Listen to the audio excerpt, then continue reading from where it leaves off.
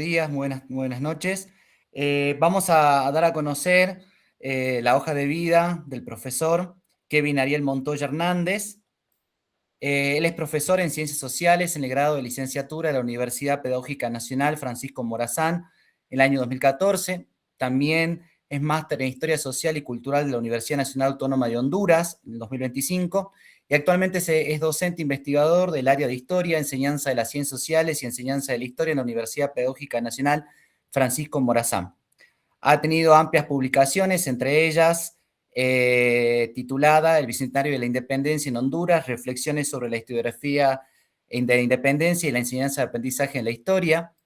También ha realizado ponencia en diferentes encuentros nacionales e internacionales. Entre ellos podemos mencionar La Independencia Absoluta, 1823, reflexiones sobre la enseñanza y las nociones de los estudiantes en la universidad del mismo nombre que acabo de mencionar, sobre el proceso de independencia en Centroamérica, entre otros. En esta oportunidad, el profesor Kevin Ariel Montoya nos va a ilustrar, nos va a proporcionar con su ponencia, con su trabajo, titulado La Contrarrevolución Nicaragüense en la zona sur de Honduras, un conflicto extranjero que sobrepasa las narrativas y los actores de la lucha anticomunista 1979-1990. Un gusto tenerlo aquí, profesor Montoya. Le damos la palabra, pues pueda dar inicio. Bien, muchas gracias. En primer lugar, pues buenas tardes, buenas noches ya las 6, tardes creo todavía en España. Y igual para quienes nos acompañan desde aquí de América, buen día. Un gusto pues compartir con ustedes este espacio. Agradecer en primera instancia al Centro de Investigaciones Históricas, al director, el doctor Manuel Chus, por la invitación y también al equipo que hace posible esta presentación. Como ya lo adelantaba Facundo, voy a plantear algunas ideas sobre el desarrollo de la contrarrevolución nicaragüense en Honduras, pero en primer lugar aclarar que esto se desprende de mi trabajo de tesis de maestría y a partir de las conclusiones, los hallazgos de este trabajo, pues plantear estas ideas sobre cómo interpretar este conflicto, que ya lo mencionaba antes en la plática inicial, tiene una característica particular y es un conflicto extranjero, un conflicto de Nicaragua, pero que por una serie de relaciones políticas, económicas, históricas, tiene repercusiones en Honduras. Pero a la vez, ¿por qué Choluteca? Porque revisando también la mayoría de trabajos al momento de hablar de la contrarrevolución nicaragüense en Honduras se enfocan o abordan en mayor medida el departamento del Paraíso y Gracias a Dios. Entonces, esta región del sur, la zona sur, específicamente el departamento de Choluteca, no ha tenido una atención particular, pero y justamente a partir de los resultados de la tesis, merece ese espacio y esa discusión en un tiempo particular. También al hablar de las narrativas, las razones del conflicto, algunos otros factores sobre por qué hondureños, y lo vamos a ver más adelante, se involucran tanto como parte del Frente Sandinista en la revolución en el 79, pero también hondureños se involucran o forman parte de los comandos contras. Entonces, parte de esas situaciones, en el caso del gobierno y las Fuerzas Armadas, siempre se habla de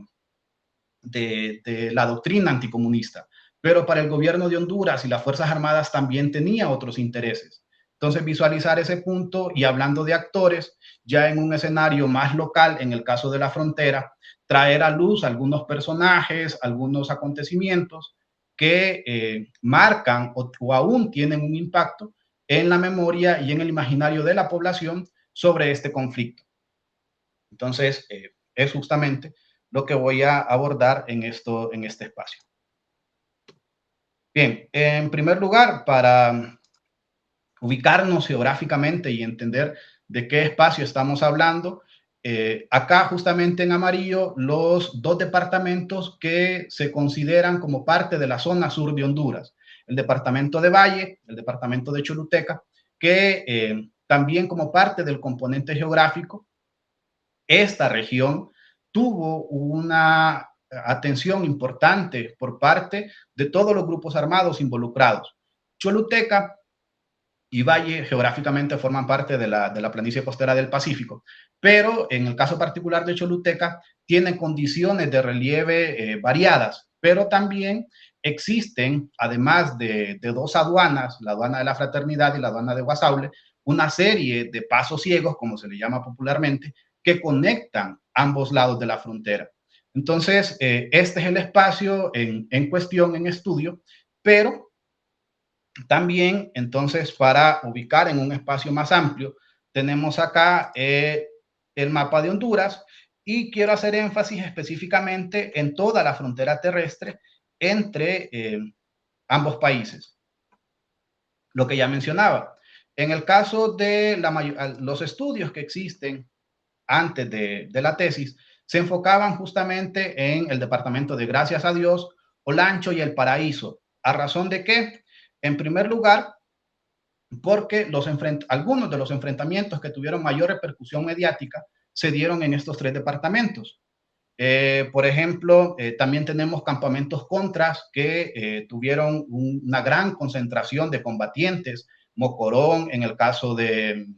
Gracias a Dios, El Aguacate en el caso de Olancho, Yamales en Trojes, El Paraíso, y también cercano a esa zona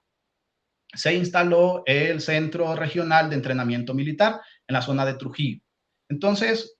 también la mayor parte de los campamentos de refugiados nicaragüenses que fueron atendidos por la ACNUR se mantuvieron en estos tres departamentos. Sin embargo, hay un campamento de refugiados de la ACNUR que existió en Choluteca y que fue desmantelado para el 81. Y por eso es que también en el imaginario y en los discursos no se habla de refugiados atendidos por la ACNUR, porque este va a tener otra consideración. Igual, lo que mencionaba con relación a las vías de comunicación, en el caso del departamento de Choluteca, es justamente estas dos aduanas terrestres, la aduana de Guasaule en el municipio del Triunfo y la aduana de la Fraternidad en el municipio de San Marcos de Colón, aquí al norte, son incluso hoy en día pues las dos aduanas que funcionan y también van a ser uno de los principales escenarios donde se dieron gran cantidad de enfrentamientos, justamente por el acceso que implica, pero también vamos a ver en un mapa más adelante otros espacios donde hubo una gran cantidad de incidentes armados entre los diferentes grupos que operaron en la zona. Llámese los contras propiamente, el Ejército Popular Sandinista del otro lado de la frontera y las Fuerzas Armadas de Honduras en el caso de la vigilancia de la zona fronteriza.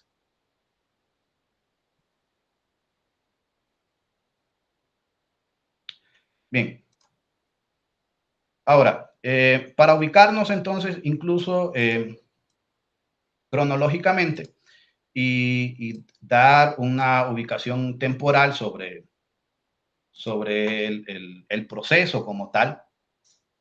he marcado aquí justamente lo que se considera la fecha del triunfo de la Revolución Sandinista, el 19 de julio del 79, cuando el FSLN entra a Managua, luego de la huida de Somoza, Urcullo y de la mayoría de los miembros de la Guardia Nacional. Sin embargo, para el caso de Choluteca, la presencia del Frente Sandinista, de Liberación Nacional, en el contexto de la revolución y la ofensiva final, Choluteca ya tiene presencia de militares sandinistas que se adentraban en la zona de Choluteca y permanecían. Vamos a ver algunos reportes más adelante. Por lo tanto, una de las principales situaciones o hallazgos del trabajo es que es necesario ampliar el espacio temporal, porque la presencia armada y los incidentes en Choluteca no son específicamente a partir del 19 de julio del 79, sino mucho antes. También la presencia de refugiados, entonces, para hablar de un estudio más completo, integral, ampliar el espacio temporal. En el caso de los enfrentamientos, a partir de la fuente documental, el primer registro o el primer reporte de un incidente que no fue un intercambio de disparos, pero sí una confrontación verbal entre los miembros de las Fuerzas Armadas de Honduras y el Ejército Popular Sandinista que se apostaba en la aduana de Guasaule, en el municipio del Triunfo, está reportado para entre el 11 y 12 de agosto del 79. Y vemos entonces la cercanía con el triunfo de la revolución y el inicio de las hostilidades, porque estos enfrentamientos o estos intercambios, estas agresiones, no van a ser solo en el espacio terrestre, también en la zona del Golfo de Fonseca.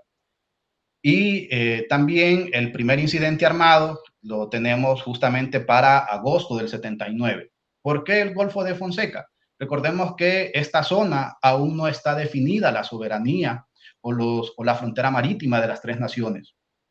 Entonces, en el contexto de la contrarrevolución, fue un espacio que también ocuparon los diversos grupos armados y que incluso tuvo presencia militar estadounidense y en donde se desarrollaron algunos ejercicios militares conjuntos, ya sea con Honduras o incluyendo también El Salvador. Entonces, la cercanía entre los incidentes armados, las agresiones y el triunfo de la revolución, pues marca esa pauta de que Choluteca ya tenía esa presencia militar desde antes del triunfo de la revolución sandinista. Y en cuanto a los incidentes, el último reporte que logré encontrar en cuanto a los incidentes en el Golfo de Fonseca fue en el 86 y en el caso del espacio terrestre en el 90, que justamente concuerda, lo voy a ampliar un poco porque creo que no es muy, creo que ahí sí se visualiza bien, que justamente concuerda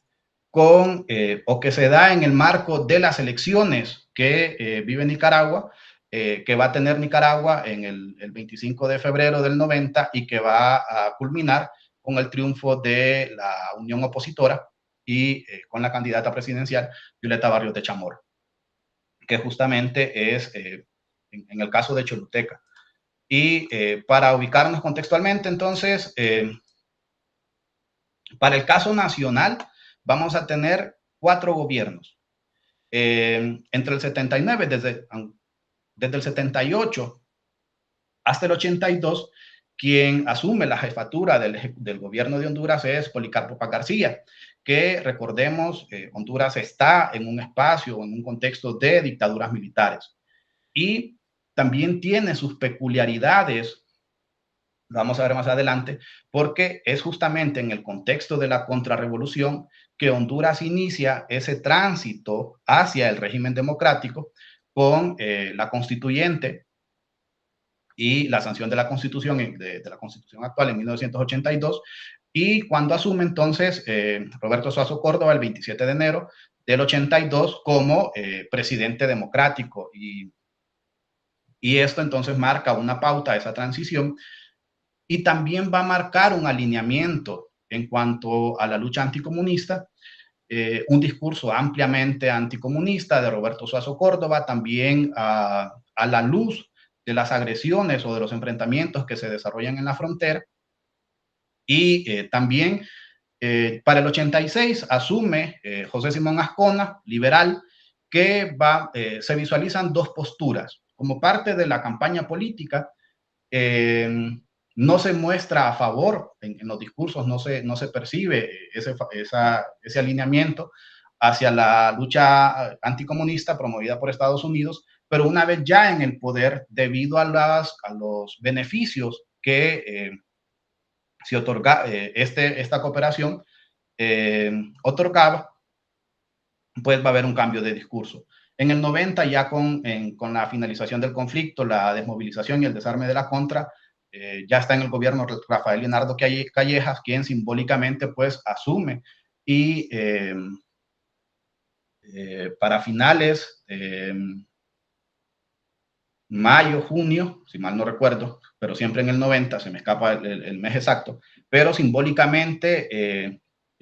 realiza un evento en el campamento de Yamales en Trojes como para dar por finalizada la presencia de la contra en Honduras. También a lo largo de todo el marco temporal de la contrarrevolución, el gobierno en muchas ocasiones negó la presencia de los contras, en otras sí afirmó, sí aceptó que los contras operaban desde el territorio nacional, pero que era difícil para el gobierno controlarlos.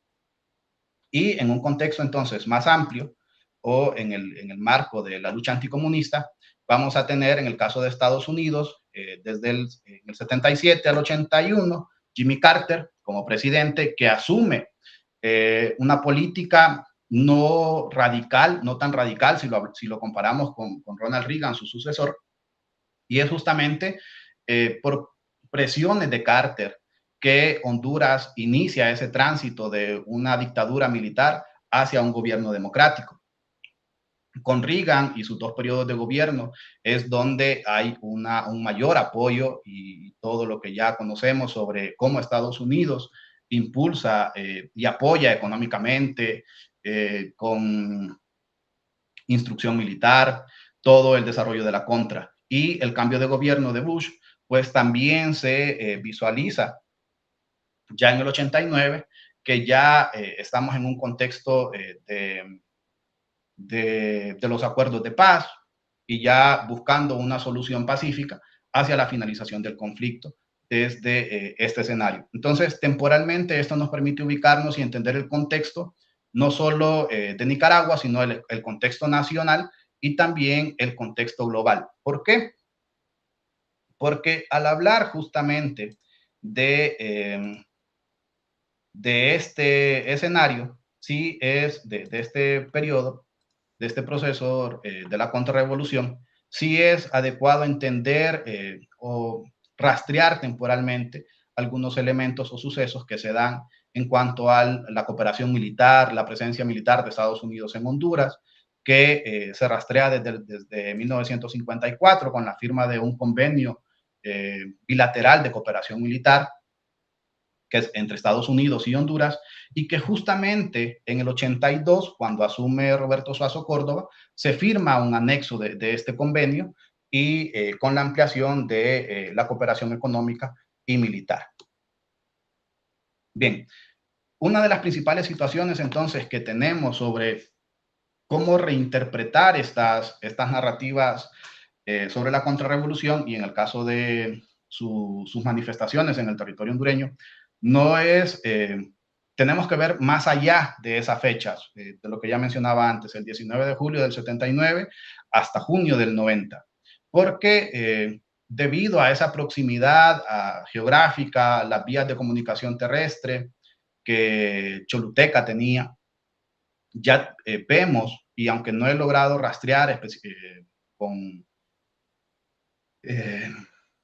hacia junio o mayo del 79 por la temporalidad del estudio, sí es visible que en Choluteca ya se movilizaban miembros del Frente Sandinista durante la ofensiva final. También hay reportes de aeronaves que durante la ofensiva final invadieron aeronaves nicaragüenses de la Guardia Nacional, invadieron el espacio aéreo y sobrevolaron algunas zonas de Choluteca. Entonces, esto nos permite o nos lleva a ampliar el espacio temporal para entender toda la dinámica en cuanto a la región de la zona sur y cómo se ve afectada o cómo se afectó por el desarrollo de estos conflictos extranjeros.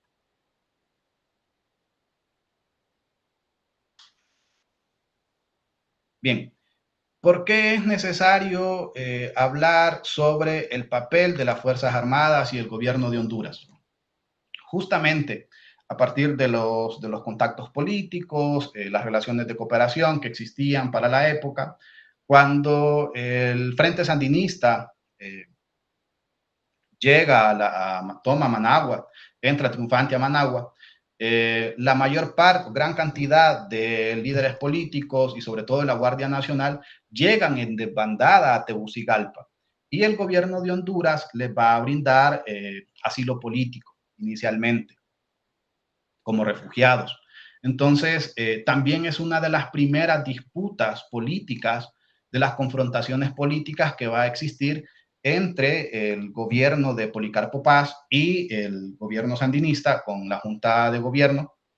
de Reconstrucción Nacional, porque algunos de los comandantes del Frente Sandinista van a empezar a denunciar que que debido a la huida, a la permanencia de estos miembros de la Guardia Nacional en territorio hondureño, la contrarrevolución va a empezar desde Honduras.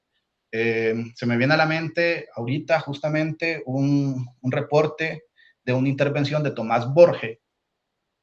que es justamente uno de los primeros en denunciar que la contrarrevolución va a empezar desde Honduras y que incluso en una maniobra mediática le indica a las autoridades hondureñas que le den permiso de ingresar para indicar quiénes son los miembros de la Guardia Nacional que quedaban en territorio hondureño, que se mantenían en territorio hondureño. Pero esto entonces nos da una pauta también de las relaciones políticas entre estos regímenes, la dictadura, el régimen de Somoza y el gobierno de Policarpo Paz García, que también va públicamente a emitir una opinión de no intervención, pero que esto pues va a tener otros matices.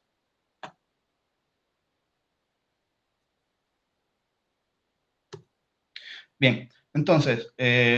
para plantear algunas ideas centrales sobre, en función del título, ¿por qué un conflicto extranjero en territorio hondureño?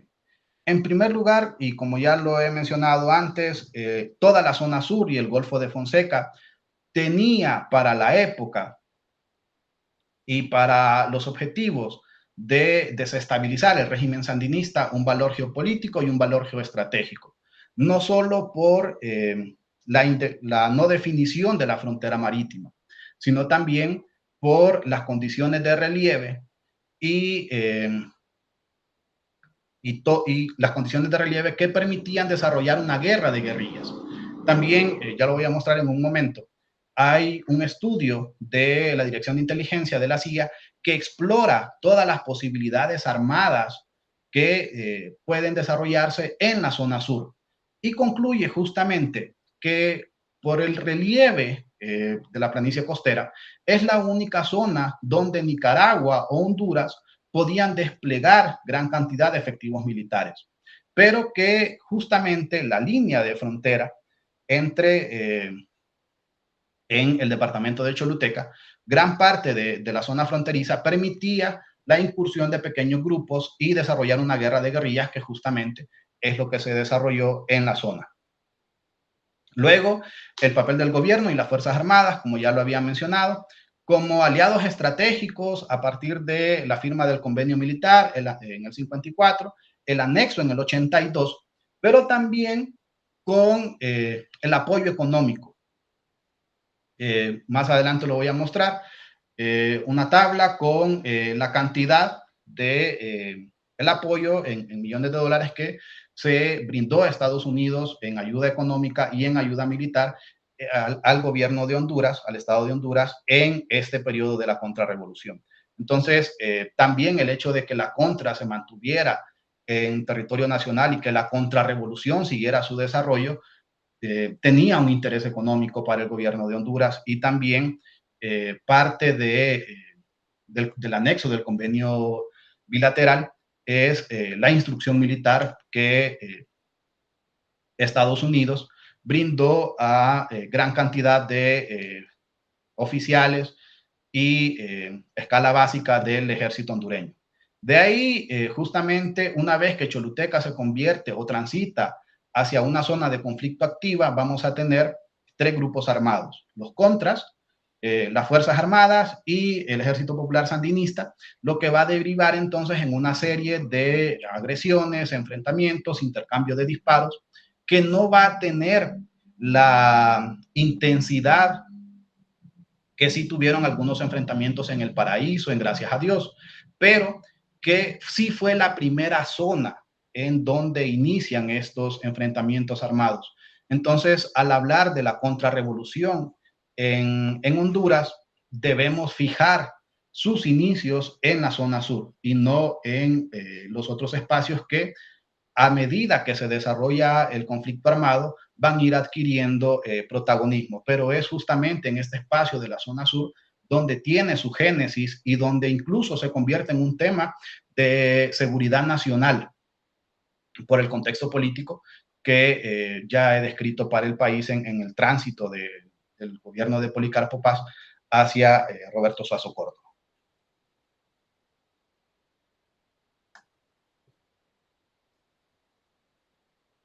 Bien,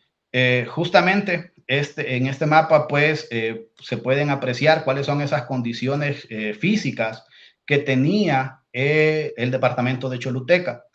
Y como pueden apreciar, justamente en la zona este, hablamos de un relieve montañoso. Esto es lo que corresponde a los municipios de Duyure,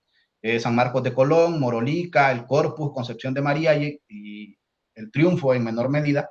pero también va a ser el espacio donde se van a ubicar los campamentos de los contras y justamente también el escenario donde van a tener lugar la mayor cantidad de incidentes armados. Entonces, tal como les indicaba, y justamente es este estudio que, eh, que se edita,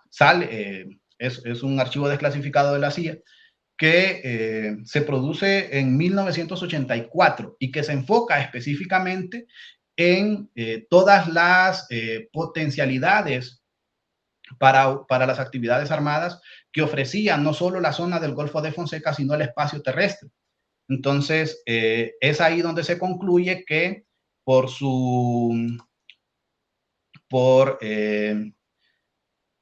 por las condiciones del Golfo de Fonseca, solo pueden operar aeronaves perdón, embarcaciones de menor escala, no pueden ser barcos militares de gran calado. Y en el caso del espacio terrestre, la cercanía de la frontera con Choluteca permitía que los comandos guerrilleros pudieran abastecerse de víveres rápidamente, pero que las condiciones de relieve montañoso también permitían el ingreso el desarrollo, perdón, de una guerra de guerrillas. Entonces, es justamente este tipo de estudios el que nos da a entender el interés y el valor geopolítico que tuvo la zona sur y por qué entonces va a ser el primer espacio que se convierte en una zona de conflicto activa en el marco de la contrarrevolución. Los mapas no son muy legibles, pero pueden apreciar que sí hay todo un estudio geográfico y espacial sobre la cercanía de la zona sur, con también algunos sitios de interés militar en la costa del Pacífico, Nicaragua, sobre todo puertos que sufrieron ataques marítimos entre el 79 y el 88. Entonces, parte de estas situaciones es la que nos permite entender el valor geográfico para el desarrollo del conflicto. Y acá en este otro mapa, entonces, se puede apreciar cuáles fueron las zonas más afectadas y que justamente estos municipios de la zona fronteriza son los que sufrieron la mayor cantidad de incidencias y que incluso el municipio del Corpus, que se ilustra en rojo, no está tan cercano a la frontera, pero debido a ese relieve montañoso, es en el municipio del Corpus se ubicó uno de los santuarios o de los campamentos contras, que lo voy a indicar más adelante. Entonces, parte de esas condiciones geográficas tienen una repercusión directa en todas las comunidades que se ubican en la línea fronteriza e incluso más allá de este espacio.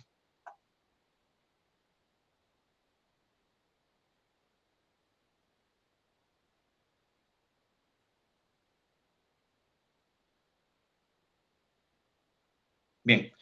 igual en este cuadro, detallando la cantidad de millones de dólares que recibió el Estado de Honduras a lo largo del conflicto, tanto en ayuda económica como en ayuda militar. Por eso no es solo hablar de la lucha anticomunista, sino también cómo Estados Unidos benefició al gobierno y a las Fuerzas Armadas en cooperación, armamento, instrucción técnica, y esto incluso va a repercutir va a tener sus incidencias en la población de la zona de la frontera, porque muchos reportes periodísticos hablan de muertes misteriosas en la zona, algunos individuos que fueron asesinados y que responden, por ejemplo, a actuaciones típicas de grupos paramilitares. Entonces, parte de esto, aunque no, no existe un vínculo directo, pero sí puede entenderse el interés y los beneficios que recibieron tanto el gobierno como las Fuerzas Armadas a lo largo de este periodo. Bien, ¿por qué entonces Choluteca se convierte en una zona de conflicto en la primera zona de conflicto activa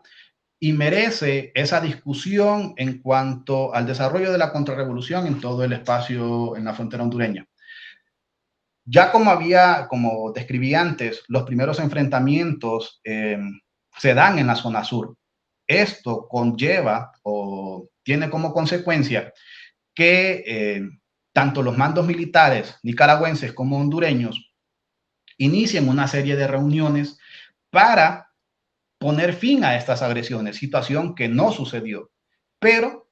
la importancia de esto radica justamente en que, y lo podemos ver en la fotografía de en medio,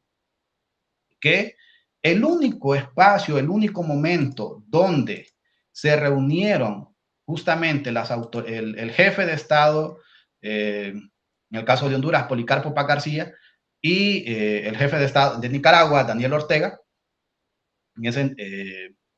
fue en Guasable. Fue el único momento en donde las dos figuras políticas más importantes de ambas naciones concurrieron en una reunión en la frontera. Y esto se dio justamente a raíz de una serie de enfrentamientos que se dieron en la zona de Guasable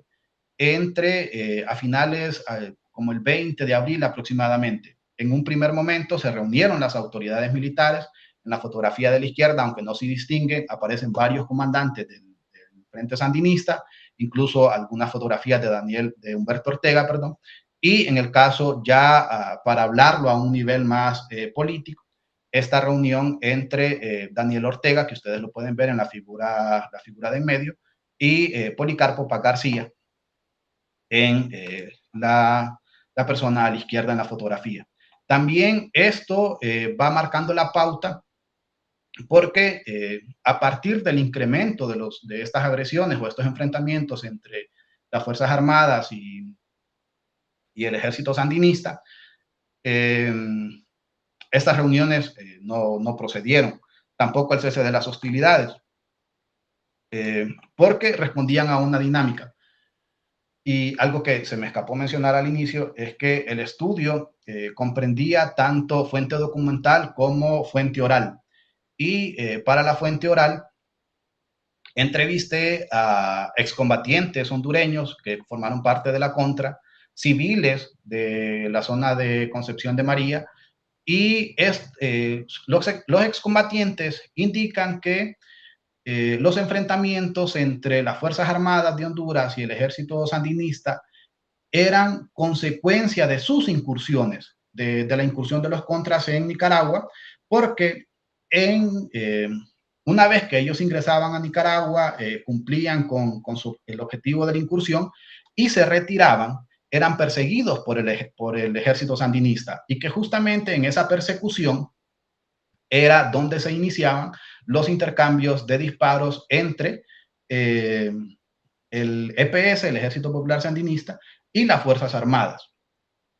Es por eso que en la mayoría de los reportes periodísticos aparecen los sandinistas o se describen a los sandinistas como los agresores hacia las Fuerzas Armadas de Honduras, pero es justamente a raíz de las incursiones de los contras en Nicaragua y su posterior retirada y la persecución que hacían los sandinistas que desembocaban en estos enfrentamientos ya en la frontera. También, como indicaba, hay un cambio, hay un doble discurso en cuanto al gobierno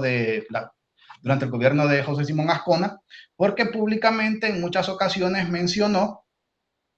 que no se alineaba con la lucha anticomunista, que los contras debían salir del país, incluso para los 90, entre el 89 y el 90, desde el Congreso se le exigió a Estados Unidos una indemnización por los daños que habían ocasionado la permanencia de la Contra en Honduras, cuando ya se había recibido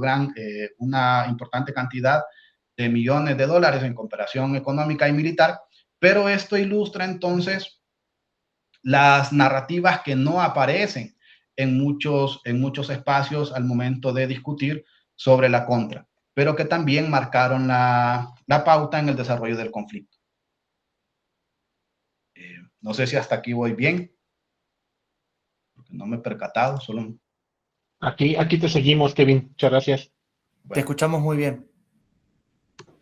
Bien, en estos gráficos entonces, para ilustrar por qué Choluteca es la primera etapa de la lucha armada contrarrevolucionaria, y en este caso el gráfico de la izquierda, pues los incidentes que se dan entre 1900, entre el 79 y el 86, que es el último reporte que encontré en los periódicos, en la zona del Golfo de Fonseca. Y en el caso de los incidentes armados terrestres, vamos a ver que estos decrecen a partir aproximadamente desde el 85, 86. ¿Por qué? Porque ya desde el 82, 83, 84 van apareciendo levemente o van sucediendo algunos enfrentamientos en los departamentos del Paraíso, Olancho y Gracias a Dios. Incluso los incidentes de mayor intensidad van a ser en esta zona. Por ejemplo, vamos a tener para marzo del 88 un enfrentamiento a gran escala que entre las Fuerzas Armadas de Honduras y el Ejército Popular Sandinista, que implicó una gran movilización de efectivos y equipo militar a la zona de la frontera. También en junio del 87 hay un enfrentamiento hay un ataque de contras, un intercambio de disparos de contras hacia oficiales del ejército hondureño que va a acabar con la expulsión de algunos líderes contras que se encontraban en territorio hondureño por orden de las Fuerzas Armadas. Entonces, vemos que Choluteca tiene su espacio de mayor intensidad en los años iniciales, y por eso también uno de las conclusiones centrales es que Choluteca se convierte en una zona de conflicto activa principal en el inicio de la contrarrevolución, y que poco a poco, a medida que aparecen otros espacios de conflicto, otras zonas de conflicto, Choluteca va a ir disminuyendo los incidentes armados, más no las agresiones a la población, que estas van a tener otra dinámica.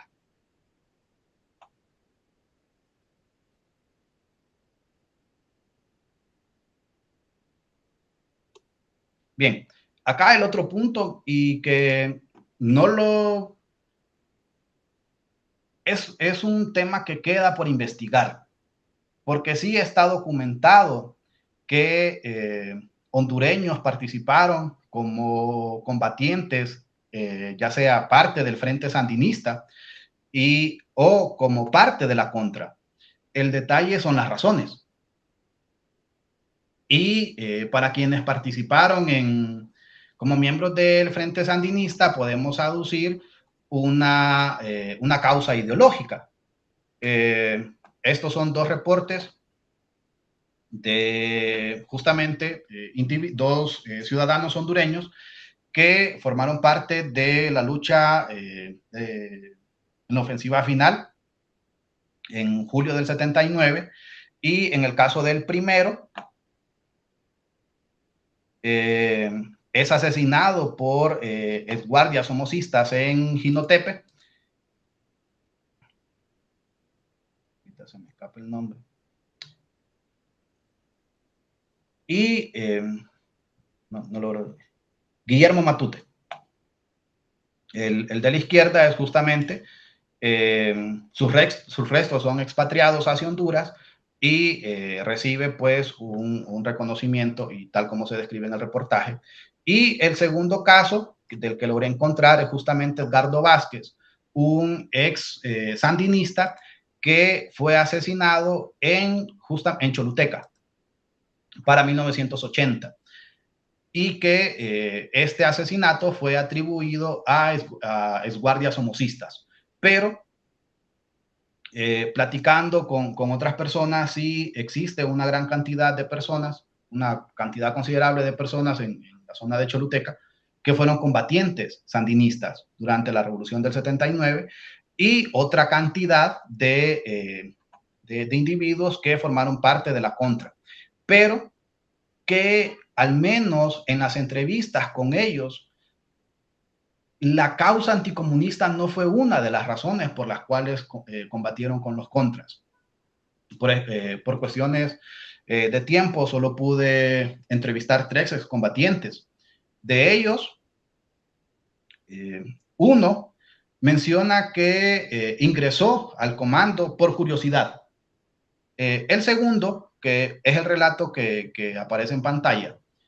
ingresa al comando por venganza, porque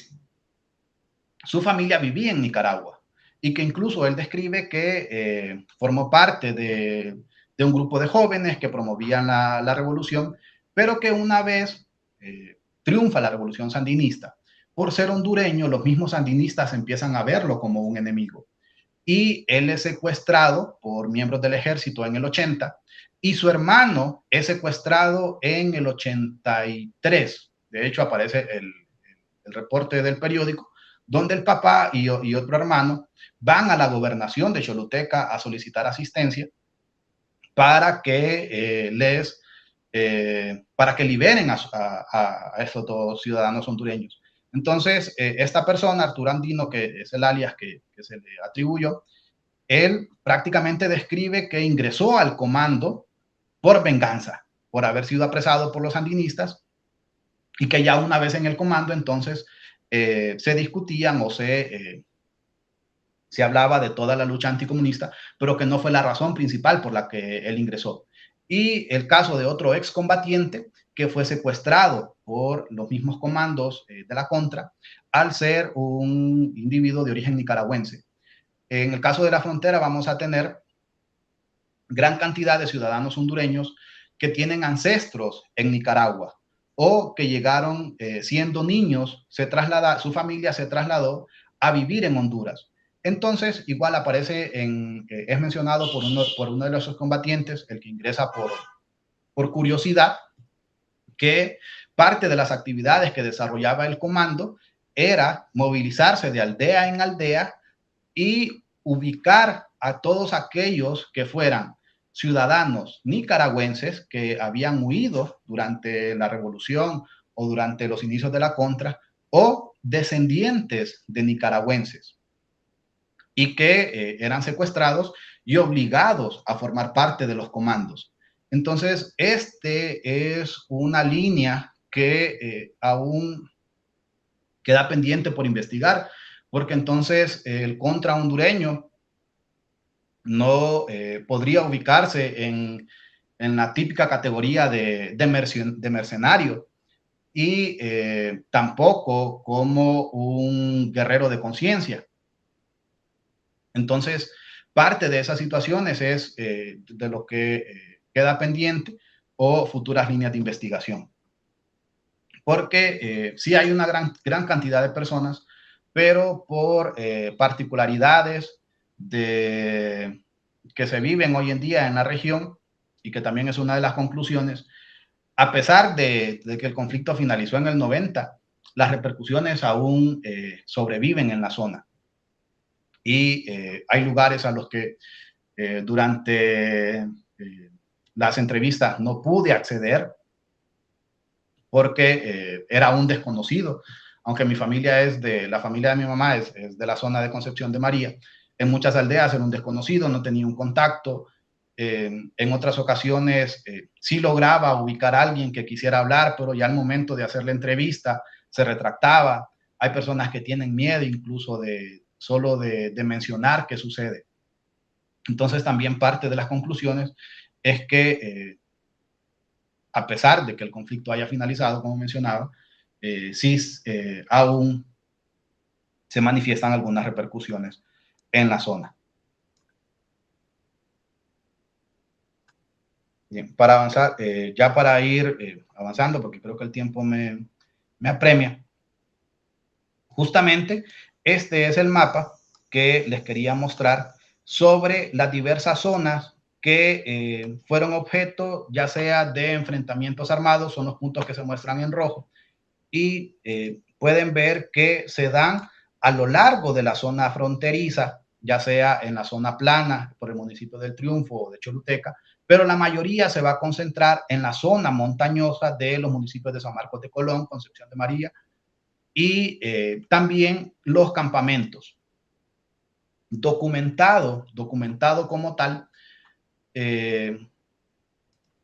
cuanto a los reportes periodísticos, solo aparece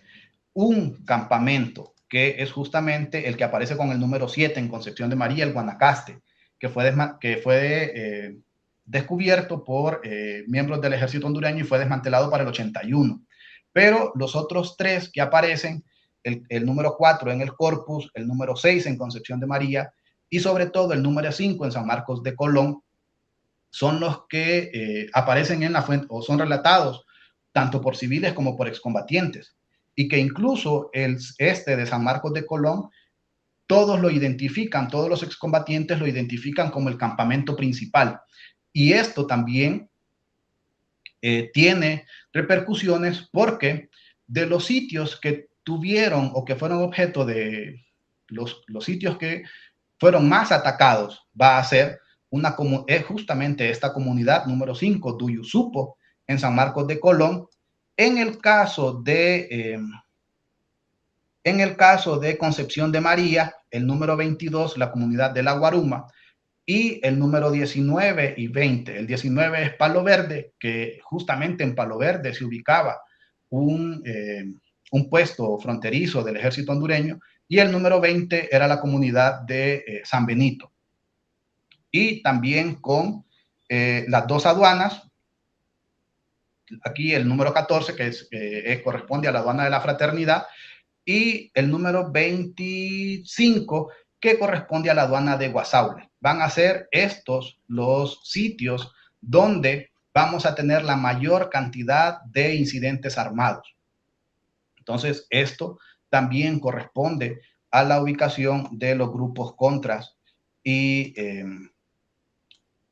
también los destacamentos militares hondureños. Bien, brevemente entonces, ¿qué repercusiones tiene? Porque la idea era justamente del estudio era justamente cuál fue el impacto social. Entonces, las agresiones de los diferentes grupos armados, tanto los contras como las Fuerzas Armadas y los sandinistas, hacia la población, van a responder a una diversidad de causas y no directamente a la lucha anticomunista. En el caso de los contras, algunos episodios o algunos incidentes de agresiones a la población es porque identificaban a un individuo como miembro simpatizante del sandinismo, pero también hay algunos reportes de algunas vendetas, algunas venganzas, algunos exguardias que son incriminados de algunos asesinatos, de algunos secuestros, algunos guardias somocistas, pero también de las Fuerzas Armadas, el DIN, la Dirección de Investigación Nacional, pero también miembros del ejército sandinista que llegaban o que cruzaban la frontera y agredían a ciudadanos de las poblaciones fronterizas. De ahí, esto en función de las acciones armadas, vamos a ver un imaginario y una percepción sobre la lucha armada. Y hay un doble imaginario sobre el contra,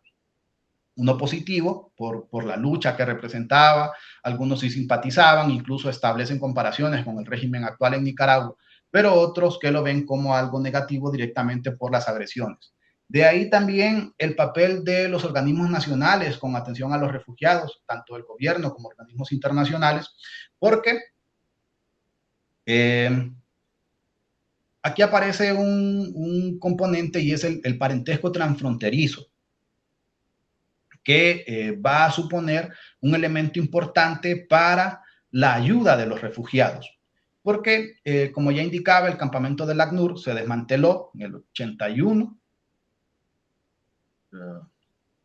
en agosto del 80-81, voy a corroborar. Pero incluso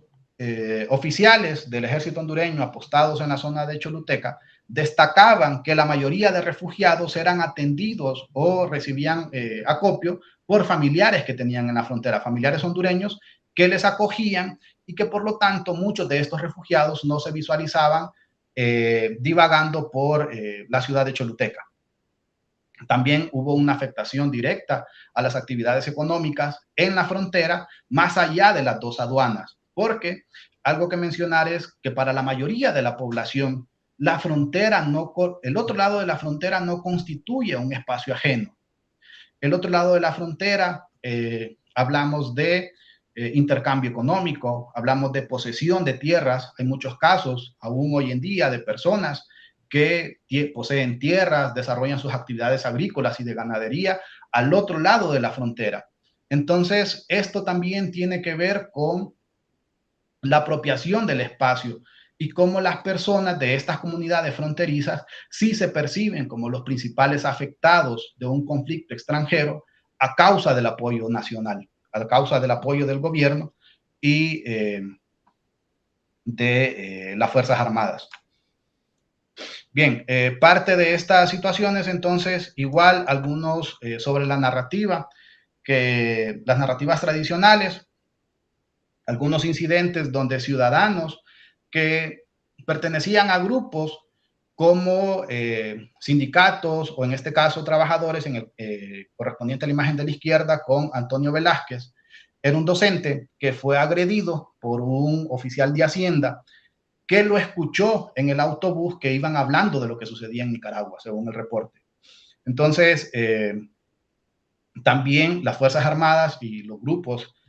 armados del Estado desarrollaban sus actividades anticomunistas con este tipo de personajes que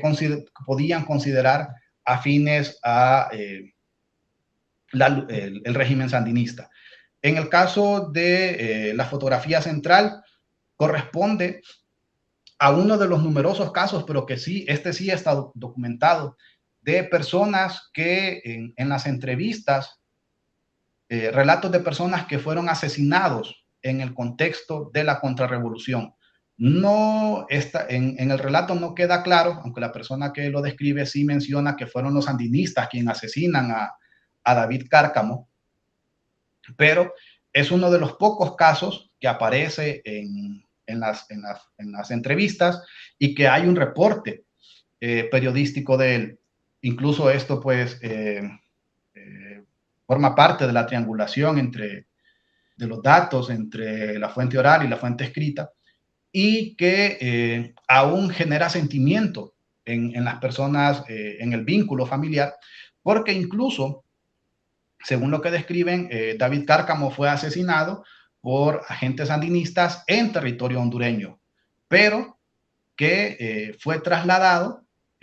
hacia Nicaragua e incluso hoy en día sus restos siguen en territorio nicaragüense. Y el caso de la tercera fotografía, la de la derecha, Efrén Mondragón. Efrén Mondragón es identificado justamente por Arturo, el que les comentaba, que ingresó al Comando Contra por una situación de venganza familiar, y es identificado como el jefe del comando al que él estaba asignado. Según el reporte del periódico, Efrén Mondragón depuso las armas en el 86 y un año después, 2 años después, perdón, fue asesinado junto a un acompañante.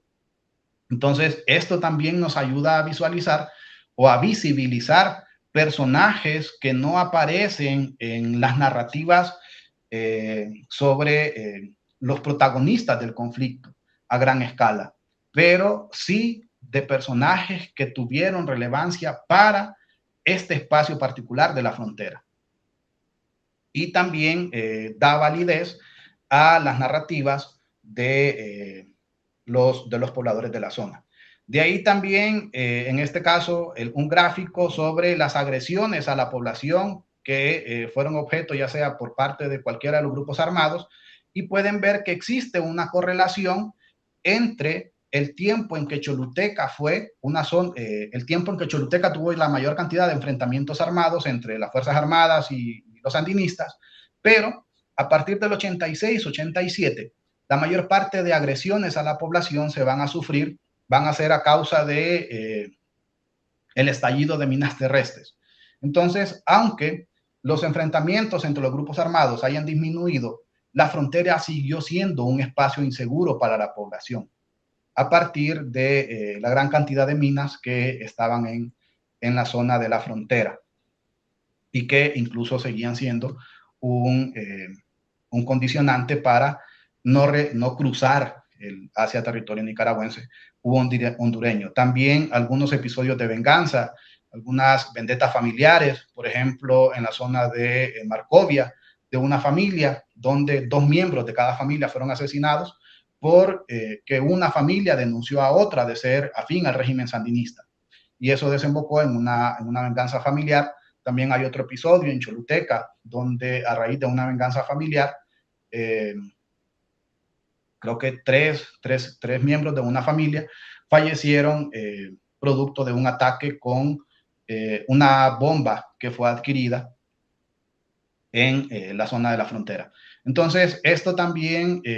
marca la pauta sobre cómo la población, a pesar de que las actividades armadas disminuyeron, los incidentes armados disminuyeron, la frontera siguió siendo un espacio inseguro. Y muchos de estas agresiones hacia la población civil sucedieron en la zona, en las aduanas. Hay muchos episodios donde, a raíz del intercambio de disparos entre sandinistas y del ejército hondureño, toda la población que se encontraba en las oficinas de la aduana tenía que huir a buscar resguardo en zonas cercanas o en zonas alejadas de la frontera. De ahí también parte de las relaciones que se desarrollan con los grupos armados. Vamos a ver que en muchas, sobre todo al inicio, por algunos episodios de violencia y algunas agresiones atribuidas a exguardias somocistas, la población se va a protestar en contra de esta permanencia, de la permanencia de los exguardias en la frontera. Y es por eso que se desmantela el campamento de refugiados del ACNUR y no hay rastro, al menos en los periódicos no logré encontrar un rastro de hacia dónde fueron movilizados. Pero estos incidentes son justamente entre el 80 y 81, ya cuando se desmantela el campamento de refugiados del ACNUR, que se ubicó en Yusguare, cerca de Choluteca. Y también cómo algunos civiles se involucraron en la defensa de la frontera al tener experiencia militar. En el caso de Pedro Díaz, es uno de los es un civil, pero que era un veterano de guerra del 69. Entonces, los oficiales hondureños ya lo conocían, que tenía experiencia militar, y cuando se daban este tipo de enfrentamientos en la frontera, le requerían para que apoyara en la defensa del comando. De ahí algunas otras actividades, la llegada de refugiados, en el caso de la imagen de la izquierda, con una familia nicaragüense que llega al campamento en el 79. De ahí algunas actividades delictivas que no son asociadas directamente al conflicto o a los grupos armados, pero sí a la inseguridad que imperó en la zona. Y el caso de el robo y contrabando de ganado, que es una situación que ya se rastrea desde antes, pero que en el contexto del conflicto armado involucra, van a aparecer también, o van a involucrarse, no solo sandinistas o contras, también oficiales del gobierno y oficiales de las Fuerzas Armadas que se encontraban en la zona de Choluteca. Así entonces, ya para ir cerrando, vemos acá en este mapa, ya para cerrar, un conglomerado de todos los sitios que sufrieron o que fueron objeto ya sea de enfrentamientos armados o de agresiones a la población, y la mayoría se superponen. Entonces, esto da a entender que una vez que se desarrollaban estos enfrentamientos, era muy probable que la población siguiera siendo objeto de agresiones por cualquiera de los grupos armados, a razón del conflicto o de la convivencia entre los mismos.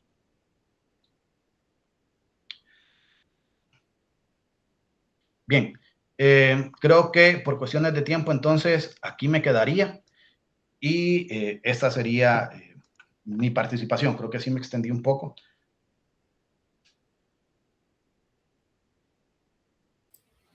Muy bien, muchísimas gracias, profesor Montoya. Le agradecemos la participación y el trabajo presentado. Abrimos el espacio para que aquellos que están conectados puedan realizar comentarios, preguntas referidos al trabajo. En lo particular, felicitaciones, ha sido un trabajo excelente, bastante interesante para el espacio de Centroamérica. Así que bueno, dejamos el lugar, el espacio para que quienes puedan preguntar, escribir el comentario del chat, como mejor lo deseen.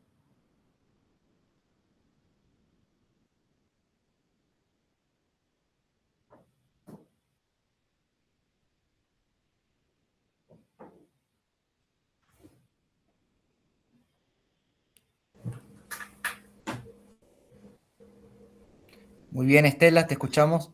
Muchísimas gracias, felicitaciones al profesor Kevin por su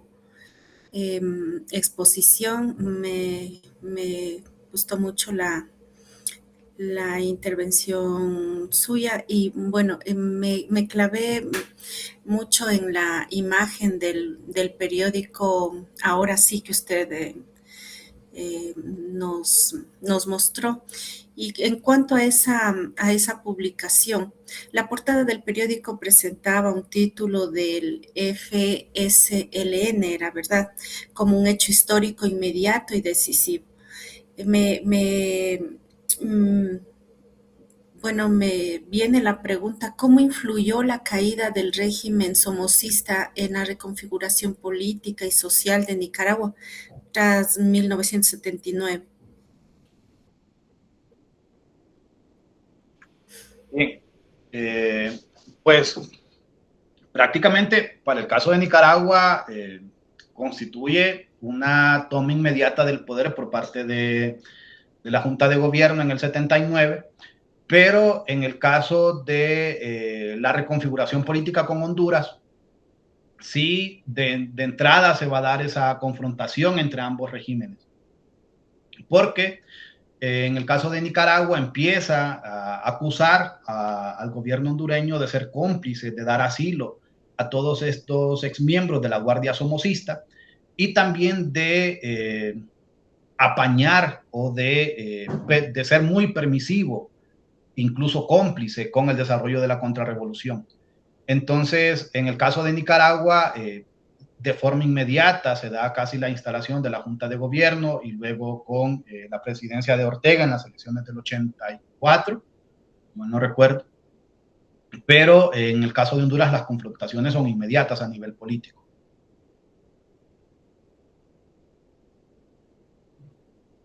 Muchas gracias y felicitaciones nuevamente.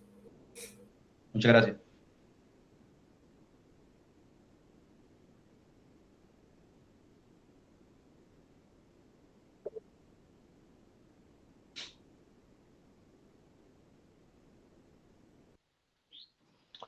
Tomó la palabra, Facu. ¿Sí?